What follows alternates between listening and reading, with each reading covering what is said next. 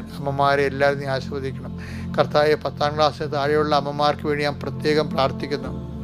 ആ കുഞ്ഞുങ്ങളെ ഭാവിയുടെ തലമുറ നമ്മുടെ രാജ്യത്തിൻ്റെ ഏറ്റവും വലിയ വാഗ്ദാനവും കുടുംബത്തിൻ്റെ തൂണുമായി വളരേണ്ട കുഞ്ഞുങ്ങൾ അവർ വാടിപ്പോകാതിരിക്കാൻ അമ്മയുടെയും അപ്പൻ്റെയും കരങ്ങൾ അവർക്ക് വേണം.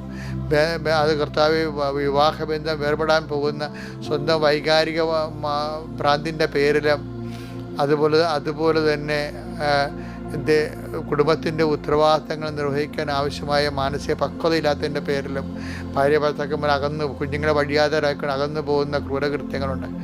കുഞ്ഞുങ്ങളെ ഇതുപോലെ അവരുടെ ബാല്യത്തെ കൊല ചെയ്യുന്നവർക്ക് മാനസാന്തരം ഉണ്ടാകണം.